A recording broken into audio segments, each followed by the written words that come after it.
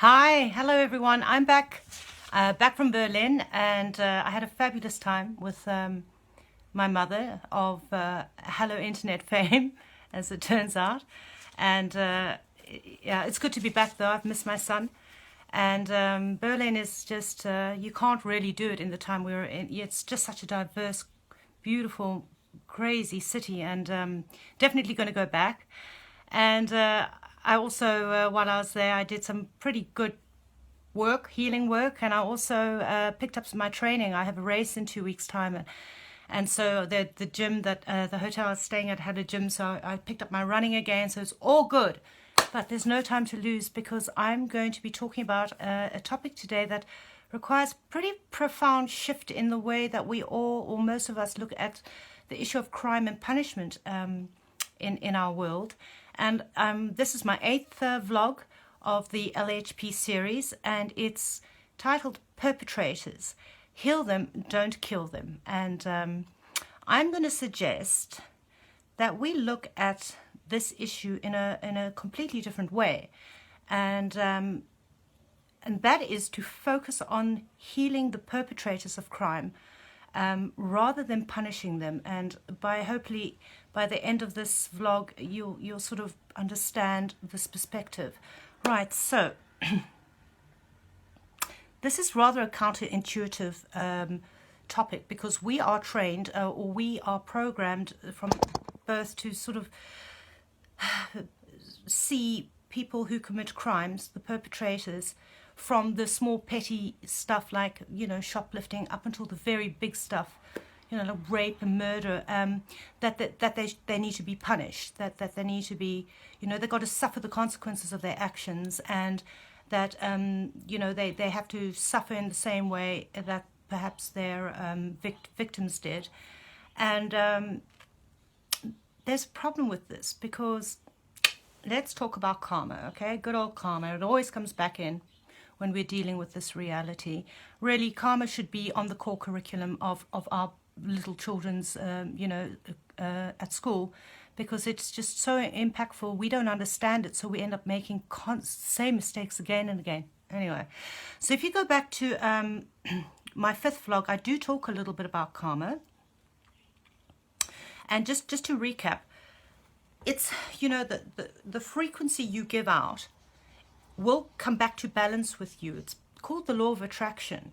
And so actions, equal and opposite reaction, and that's basically what karma is. Now, the way we punish, death penalty, imprisonment, withholding love and affection, putting in solitary confinement, all of these things, we assume that it's going to change people's ways. But that's a huge misconception, because what we're actually doing is we are perpetuating karma, right? So imagine somebody kills somebody, and then they get, I don't know, in some places there's still the death penalty, and we put them to death. Now, all we're doing is just starting an entire new round of karma. The problem doesn't go away. It perpetuates. It's going to have to come back and be solved. We're not solving anything by doing that sort of thing.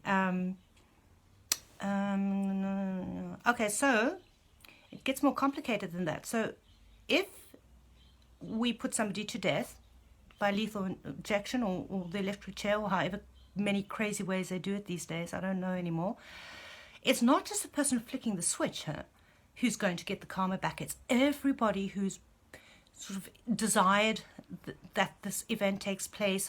All the minor players in this scenario also are going to receive the karmic consequences of this action, So in fact, you're creating more chaos by punishing, okay?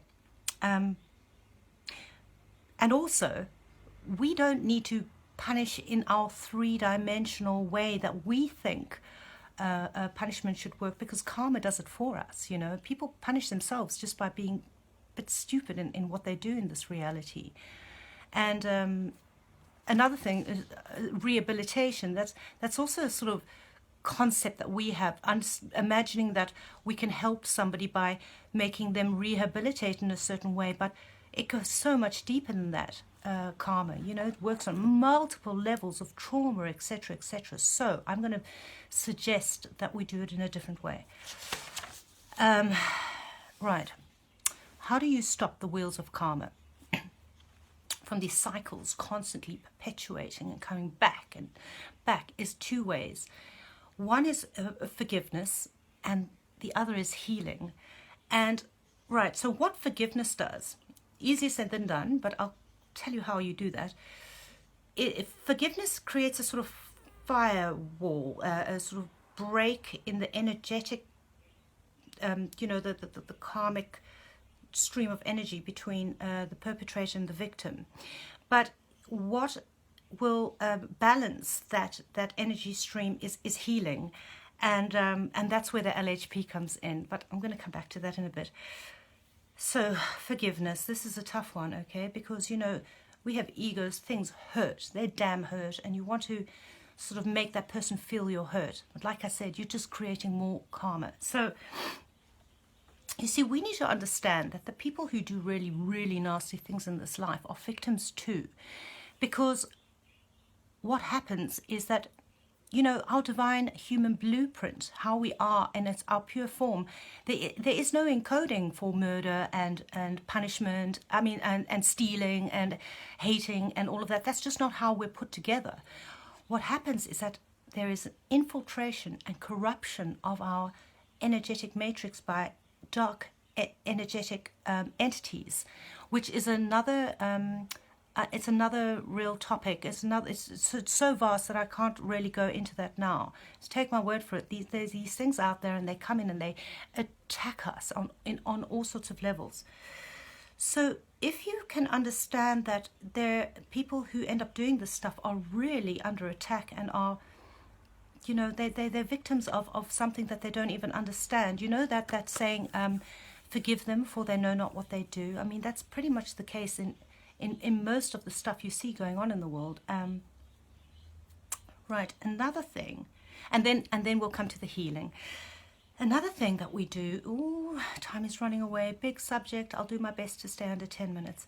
Another thing we do is we focus very much on the victims of the perpetrators, you know, try to save them, to heal them, to get them through their traumas, and we have to do that too. But if we don't focus on the perpetrator, we just let them go off and do their thing, both karmically and in actions, they just create more victims. So we're constantly mopping up the victims. But if you really focus on the perpetrator in terms of healing, what happens, and now we're going to go into a bit of quantum physics here, okay? There is something called karmic entanglement. And that's like where the energetic fields are sort of intertwined for various karmic reasons, energetic reasons. And when you heal the perpetrator, that healing energy, reconstruction, can't find the word for it, filters down to the victim as well. It's a natural consequence of healing the perpetrator.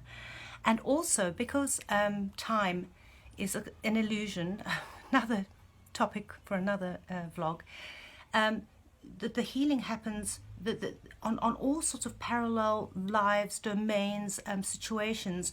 You know, it sort of ripples out on a quantum field, and an enormous amount of healing takes place. We can't even conceive of it because we just don't have that perspective, but it sort of ripples through a timeless, boundless series of energetic entanglements, and it creates vast healing, more so than if you just focus on the victim. Time is running away. Okay, so many of us, the LHP practitioners, we spend a lot of time focusing on the baddies in the world. You know, we're sort of zero in on the ones that are the worst, and you think, wow, shit, you know, they don't deserve it. But to get the healing done, we need to go in at the high level, because it's going to trickle down to the rest. Do you get it? It took me a while to get this, because and to really understand it, because I have a 7-year-old son, you know, and I don't, most of you probably know what's going on in the sort of upper echelons of our society, in the elite circles. I mean, there's some seriously bad shit going on there, you know. And when you find out about this stuff, your knee-jerk reaction is like, hang the bastards, you know. And I know this because I read through the comment sections of the truth websites and things like that, and there's some very, very hardcore comments, you know, like, I hope they burn in hell and everything. And I'm like, oh my God, guys, stop. We're never going to get out of the mess if all we want is these people to be brought down, man. Chaos is going to continue. And so this is that's really for the truth. I'm not going to go into what happens at those levels. I don't want to shock anybody who doesn't know this stuff. But you truthers out there, you know what I'm talking about. Please let this triple end. You know, we need forgiveness and healing is the way to get ourselves out of this mess, not by more killing and murder and punishment. It's just not the way it works in this reality. And maybe for the spiritual audience that I have, this is just something, another perspective for you guys to sort of think about. So we're not asking you know, to love and have compassion for these types, you know, because we're not ascended masters here on earth, you know. But what we can do is to forgive, to understand that these are victims too, and then to heal. And that's what I'm hoping that you lot out there will start doing, seeing yourselves as healers. We're all healers. It's not, no, I'm not special. Nobody is special. We can all do this, okay? All we have to do is make requests and have a certain level of belief, okay? You've got to know that this realm is real. Otherwise, they kind of say, well, you don't think it's real, you know, we can't really like interfere with your belief system. Another topic for another video. Right, so in conclusion, if we want to turn things around on this planet, and we need to, we have to change the way we view crime and punishment, and we have to start forgiving and healing instead. 12 minutes. I'm going to stop now. Right, I'm just going to sign out. I would like to ask Source Creator to protect this work and to get this message out there, that this particular penny drops, you know, and people get it, and people see the error of punishment and the benefit of healing. That would be so great. Thank you. I will see you next time. Bye-bye.